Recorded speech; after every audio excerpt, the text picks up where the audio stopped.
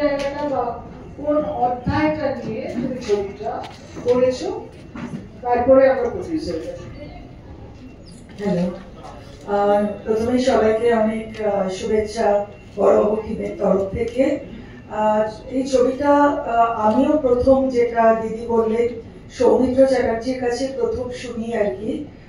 কারণ উনি আমাদের থিয়েটার করতেন, আমি নিভা আর্টস আমাদের হোম প্রোডাকশন, এবং আমি অনেক ছোট বয়সে সৌমিত্র দা এদের, গণেশ দা, রবি দা এদের সাথে ব্যাক স্টেজে কাজ করতাম থিয়েটারগুলোতে। সেই থেকে আমার শিশির বাবুর সম্পর্কে আগ্রহ জন্মায়, এবং একটা সময় আমি ভাবি যে গিরিশ ঘোষকে নিয়ে অনেক কাজ হয়েছে। গিরিশ ঘোষের সময় একজন উজ্জ্বল নটি ছিলেন বিনোদিনী, রামকৃষ্ণদেব ছিলেন, কিন্তু এই শিশির বাবুর যে এতখানি কন্ট্রিবিউশন অফ ইন্ডিয়ান থিয়েটার, এবং উনি নিজে প্রথম থিয়েটার নিয়ে আমেরিকা দিয়েছিলেন, বাংলা থিয়েটার নিয়ে, সীতা নাটক নিয়ে, সেটা আমরা অনেকেই জানি না। এবং প্রচুর বিদগ্ধ অভিনেত্রী শিশির বাবুর সময় ছিলেন, যার মধ্যে প্রভা দেবী, আমরা কেতকীদিকে জানি, আমরা অনেকেই পেয়েছি কেতকীদিকে, যিনি প্রভা দেবীর কন্যা এবং চপল ভাদুরীর মা ছিলেন প্রভা দেবী। তো সেই ক্ষেত্রে আমার মনে হয়েছিল যে শিশির বাবুর এই কন্ট্রিবিউশনটা নিয়ে সিনেমা করা দরকার, জানানো দরকার। কারণ অডিও ভিজুয়ালে কোনো কাজই হয়নি, বেতারেও কোনো কাজ হয়নি, যাত্রাতে হয়নি। কিছুদিন দেবেশ চট্টোপাধ্যায়, সুনীল গঙ্গোপাধ্যায়ের একটা উপন্যাসকে নিয়ে একটা থিয়েটার করেছিলেন, এবং সেটা খুব কম সময়ের জন্য।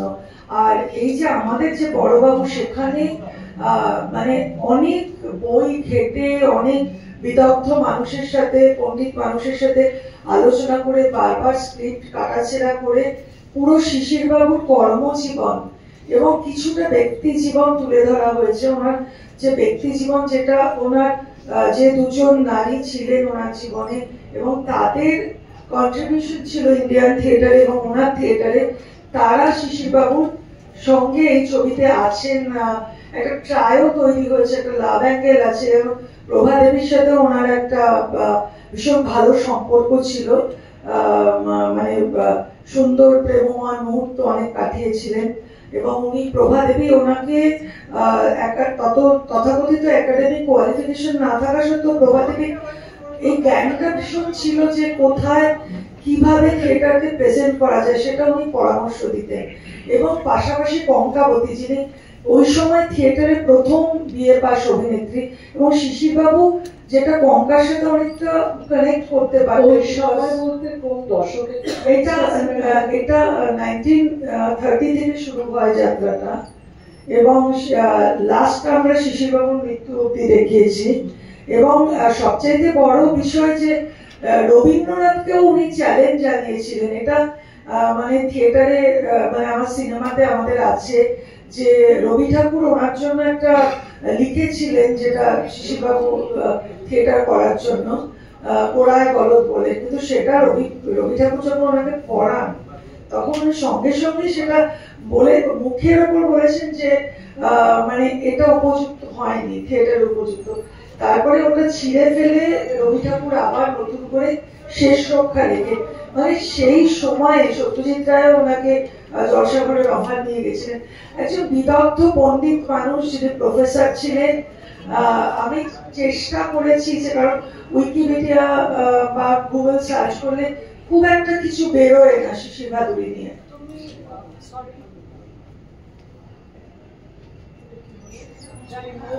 যাই হোক, হ্যাঁ, যাই হোক, আমি সরি কাটিং করছি।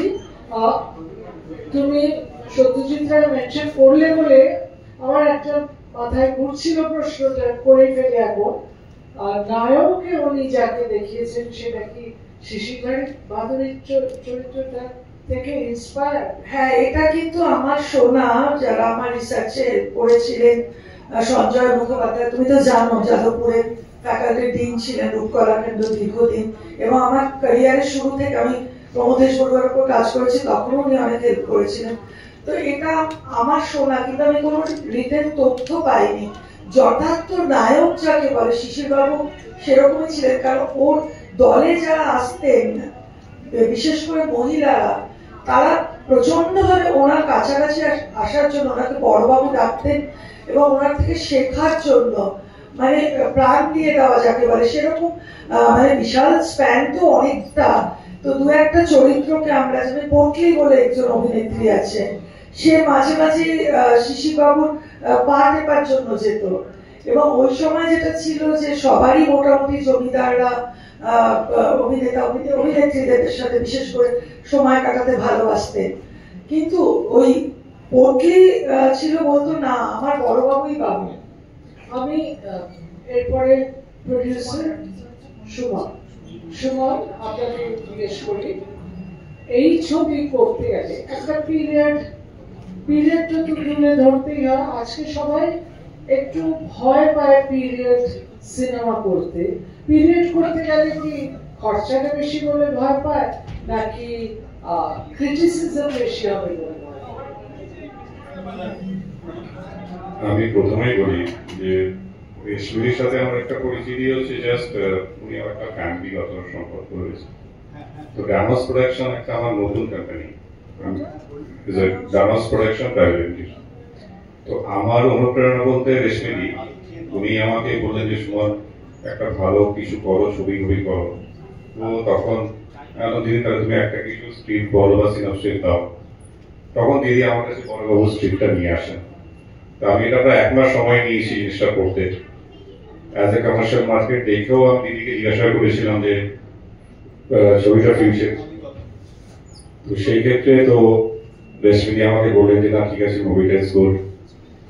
একটু সময় নিয়েছি, কিন্তু যেটুকু বুঝিয়েছি যে মুভিটা খুবই একটা অসাধারণ একটা মুভি এবং একটা নতুন মুভি, যার জন্যই আমি জাস্ট অনুপ্রেরণায় এই মুভিটাতে আমি ইনভেস্ট করেছি। Thank you. এটা ঠিক, হ্যাঁ, যে সুমনের মতো প্রডিউসার না পেলে এই ধরনের এই ছবিটা হয়তো আমার 10 নম্বর ছবি হচ্ছে এই বড়বাবু।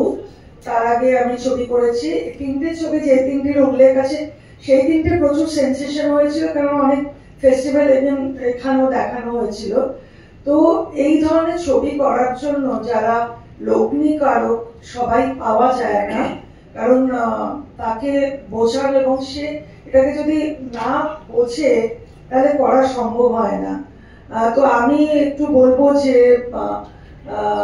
একেও কথা বলবো, মুস্তাক যে আমাদের সবসময় সঙ্গে ছিলেন, কারণ ও খুবই ব্যস্ত থাকে, ওকে পাওয়া যায় না।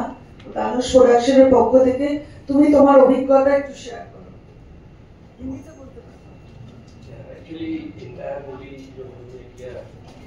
हाँ, आप अंग्रेजी हिंदी किसी भी भाषा में बोल सकते हैं। इंटरनेशनल फेस्टिवल, बट यहाँ पे फॉरेनर्स नहीं है तो आप हिंदी में आ रहे हैं। So बहुत like hiring of these actors and actresses, ये बहुत अच्छा मतलब कि लगा हमें। और like after that shooting and all, सारा commercial management, event management, each and everything was very wonderful for us. And the film सब यहाँ कोलकाता में ही हुआ है। जी, कोलकाता से ओडिशा and all सब जगह शूटिंग हुआ। और नील जो रोल प्ले किया बहुत very magnificent, then पायल सरकार, then Sudipta Chakraborty. So overall it was a very successful shooting and successful movie. Yesterday we have watched also, तो बहुत अच्छा लगा ये मूवी देख के।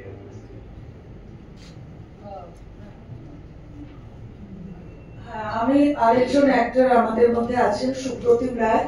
ওকেও বলবো তুমি একটু তোমার ক্যারেক্টারটা নিয়ে তোমার এক্সপেরিয়েন্স নিয়ে কিছু বলো। Good evening. First of all, I want to thank Lenos Productions and Shumanda that এরকম একটা স্ক্রিপ্টকে, যেটা রেশমি দি 10 বছর ধরে উনি রিসার্চ করে এই স্ক্রিপ্টটা করেছে, মানে hats off Reshmi di, thank you so much. এত ভালো একটা ছবি সবাইকে অডিয়েন্সকে দেওয়ার জন্য। আমার ক্যারেক্টারটা খুব ইন্টারেস্টিং ক্যারেক্টার ছিল, নরেন্দ্রনাথ দে, who was actually the pillar behind শিশির ভাদুরী। শিশির ভাদুরী খুব কাছের বন্ধু ছিলেন। আর সেই সময় একটা ফান্ড নিয়ে যখন একটা ইস্যু হতো, তখন he was a person who always used to be with Shishir Bhaduri and say কি ঠিক আছে চলো আমরা করব। তো তাই জন্য এটা করে, আর রেশমি যে gave me an opportunity to play that character, I am thankful to the entire team. খুব ভালো একটা এক্সপিরিয়েন্স হয়েছে। আর এত ভালো করে আমরা শুটটা করেছি, আর সত্যি কথা বলতে এইরকম ক্যারেক্টার যদি পাওয়া যায়, আমার 3 বছর পর পর আমার কেফে আমার সিনেমা ছিল, প্রথমে ছিল আকরিক, তারপরে আগের বছর ছিল আবারাশি গভীরে, এবছর হচ্ছে বড়বাবু, কিন্তু এই বছর একটা কাল্ট ফিল্ম করে একটা এরকম ফিল্ম করে একটা অদ্ভুত একটা এক্সপিরিয়েন্স হচ্ছে। Overall for the fantastic experience. সবাইকে বলবো প্লিজ দেখুন, আগে কালকে আমাদের দেখানো হয়েছে, আগামীকাল আমাদের আবার দেখানো হবে নজরুল চিত্রতে। Please come and watch Sisir Bhaduri, because this is the first time যে শিশির ভাদুড়িকে নিয়ে এরকম ওনার লাইফকে নিয়ে একটা বায়োপিক করা হয়েছে। এটা আমার এক মিনিট খালি জাস্ট জিজ্ঞেস করে নি, এটা ইফিতে দেখানো হচ্ছে, তোমাদের রিলিজের প্রোগ্রামটা রিলিজ আমরা মোটামুটি প্ল্যান করছি যে আইদার ফেব্রুয়ারি বা না হয় এপ্রিল নাগাদ আমরা রিলিজ করবো, এবং প্রথমে প্যান ইন্ডিয়া, তারপরে আমার কথাবার্তা হয়েছে ইউকে এবং ইউএসএ তো আমার আগের দুটো ছবি রিলিজ হয়েছিল, তো সেখানেও রিলিজ হবে। এমনি ট্রেলার লঞ্চের আগে ইউকে তো হয়েছে লন্ডনে, এবং টরন্টোতেও দেখানো হয়েছিল ছবিটা। আর আমি একটু দিদি একজনের কথা বলতে চাই, বিক্রম ঘোষ, যিনি ব্যাকগ্রাউন্ড স্কোর করেছিলেন, আজকে কাল ছিলেন, আজকে শো আছে। তো বিক্রম অসাধারণ বিজিএম করেছে। আর যেহেতু আমরা টেগোর সং অরিজিনাল কঙ্কাবতীর গানটা আমরা ইউজ করেছি, ইমন 3টি গানই গেয়েছেন কঙ্কার কণ্ঠে, কারণ কঙ্কা নিজে গায়িকা ছিলেন, তো কঙ্কার লিপে ছিল এগুলো সবই, পায়েলের লিপে। তো আমি এটা একবার মানে জানাতে চাই, যারা মিডিয়া বন্ধুরা আছেন প্লিজ একটু উল্লেখ করবেন বিক্রম ঘোষের নামটা, কারণ একজন ডিরেক্টরের মানে চিন্তা ভাবনাকে মর্যাদা দিয়ে যেখানে যেটা কারেকশন আমি বলেছি এভাবে চাইছি, এবং ওর নিজের অনেক ক্রিয়েশনও ছিল এর মধ্যে, আবার যেগুলো আমি বলেছি সেগুলো আমার ভাবনা চিন্তাগুলোকে গুরুত্ব দিয়েছে। তো আমি প্লিজ বিক্রমের নামটাও অবশ্যই করতে চাই। তাছাড়া আমার every cast and crew member প্রত্যেককে আমি বলবো যে বড়বাবুর একটা মতো বিষয়, সেখানে মন না দিলে এই ছবিটা হতো না। আমি 3টে প্রশ্ন ইন্ট্রোডিউস করবে, ব্রিফলি একটা প্রশ্ন, অন্যটা যদি আগের বার না করে থাকেন তাহলে আপনি করবেন, আরেকটা আমি লাস্ট প্রশ্ন